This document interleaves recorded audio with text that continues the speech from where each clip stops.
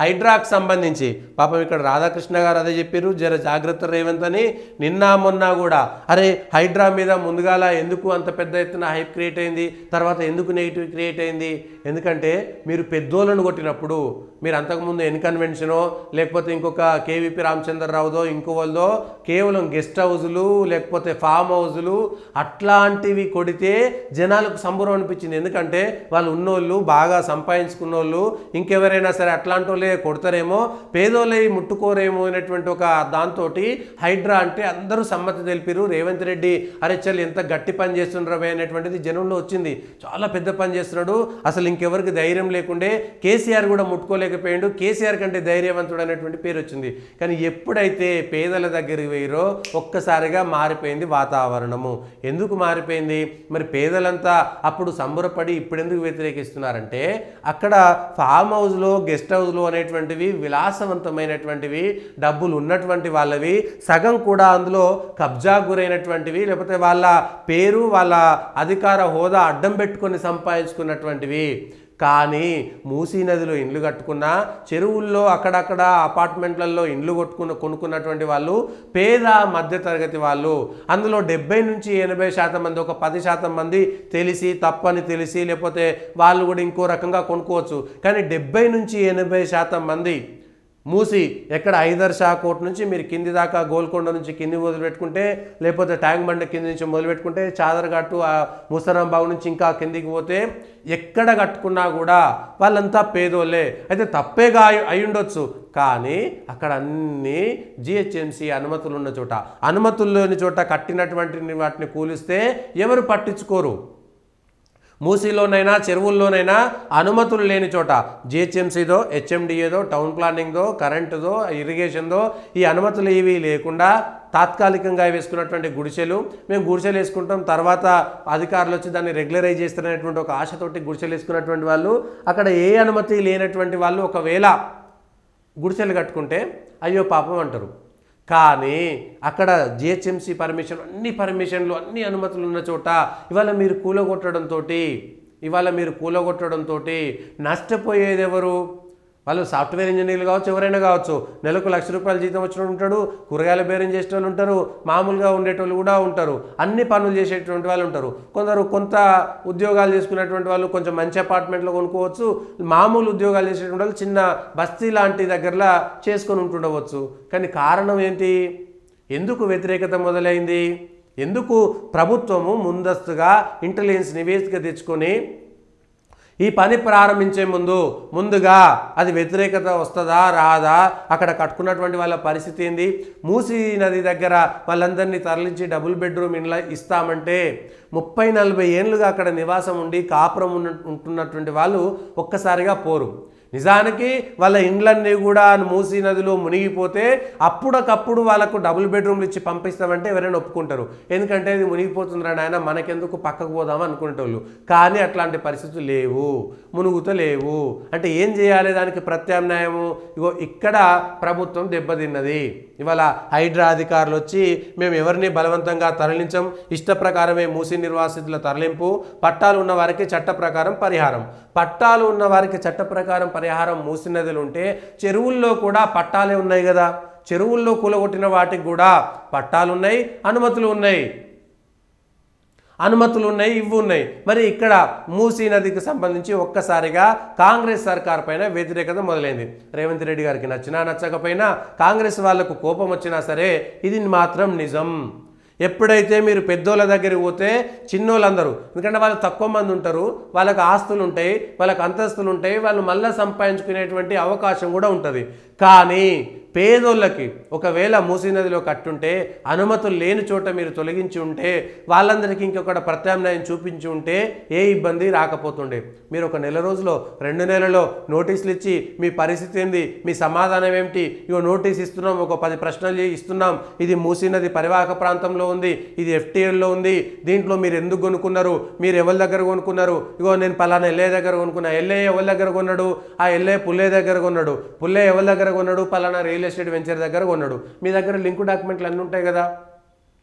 మరి వాళ్ళందరినీ ఎందుకు మీరు పిలుస్తలేరు? ఇవాళ అపార్ట్మెంట్లో ఇల్లు కొనుక్కున్నటువంటి వాడు లేకపోతే ఓ వెంచర్లో కొనుక్కున్నటువంటి వాడిని ఇవాళ నష్టపరుస్తున్నారు. కానీ లింక్ డాక్యుమెంట్లో ఎవరెవరికి అమ్ముకున్నారో మొట్టమొదట కబ్జా చేసినోడు కూడా మీకు తెలియదా? మరి వాడిని ఎందుకు పట్టించుకోవట్లేదు? వాడు అమ్మిండు, వాని తర్వాత 2-3 అమ్ముకున్నారు, వాళ్ళందరూ లాభపడ్డారు, వాళ్ళ పరిస్థితి అయిపోయింది. కానీ వీళ్ళెందుకు నష్టపోవాలి? ఇక ప్రభుత్వం దీనిపైన సమాధానం ఇవ్వాలి. చెరువులను కాపాడాల్సిన బాధ్యత ప్రభుత్వానిదే, అక్కడ ప్రజలను కాపాడాల్సినటువంటి బాధ్యత కూడా ప్రభుత్వానిదే. తెలిసి తప్పు చేసిరా వాళ్ళు ఎవరైనా? తెలిసి తప్పు చేయలేదు. తెలిసి తప్పు చేసింది ఎవరు అంటే ఇక్కడ మున్సిపల్ అధికారులు, హెచ్ఎండి అధికారులు, నల్లాలు వేసినటువంటి అధికారులు, రోడ్లు వేసినటువంటి అధికారులు. తప్పెవరిది?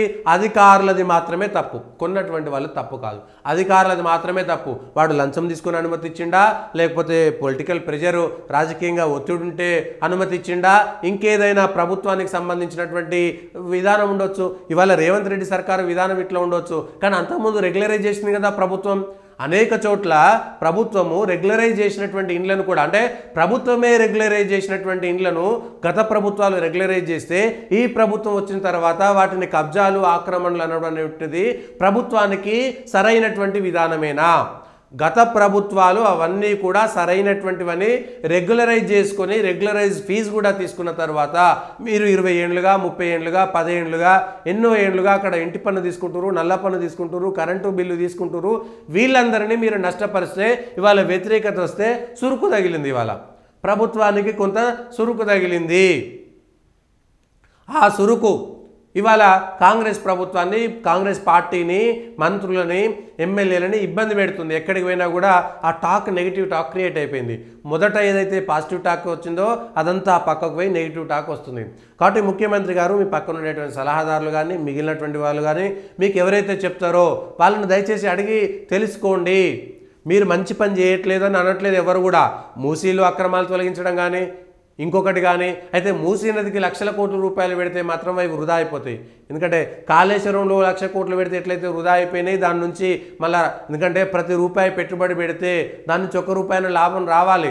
లాభం రాకపోతే నష్టం రాకుండా పర్లేదు, కానీ తిరిగి ఆ డబ్బులన్నా రావాలి.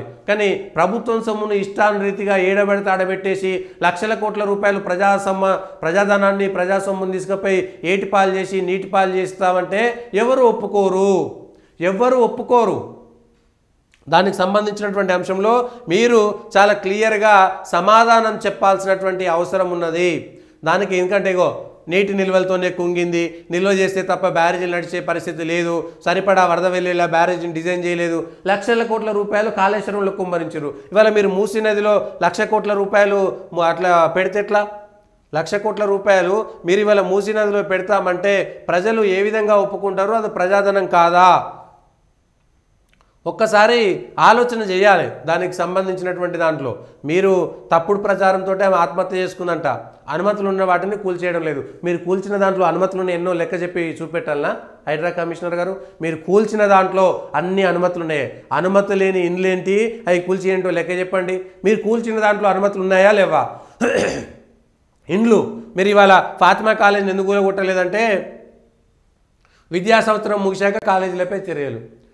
విద్యార్థులకు విద్యా సంవత్సరం ఉంటే ఇక్కడ ఇళ్లల్లో ఉండేటువంటి వాళ్ళకు ఏదో ఒక ఉండాలి కదా డెడ్ లైను, నెల రోజుల 15 రోజుల.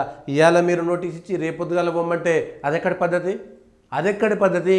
చచ్చిపోయేటోని కూడా, ఉరిదీసేటోని కూడా మీరు ఆఖరికి మీ చివరి కోరిక ఏంటిదంటారు? అంతకంటే అన్యాయమా వీళ్ళ పరిస్థితి?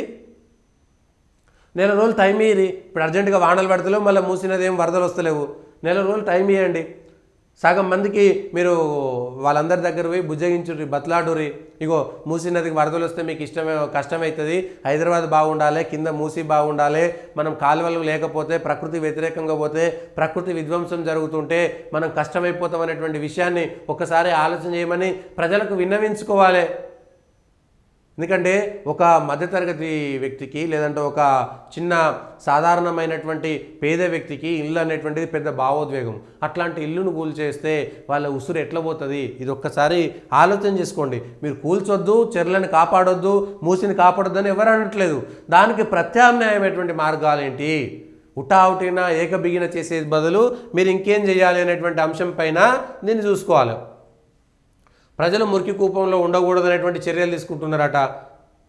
మూసి అభివృద్ధికి 10,000 కోట్లు సిద్ధంగా ఉన్నాయన్నారు. 3,800 కోట్లతో 970 మిలియన్ లీటర్ల మురుగునీటిని శుభ్రత చేస్తున్నామనేటువంటిది 116 ఏళ్ల క్రితం మూసికి వరద వచ్చినప్పుడు పర్యావాహక ప్రాంతంలో నష్టపరిహారం కోసం నిజాం చర్యలను చేపట్టారు.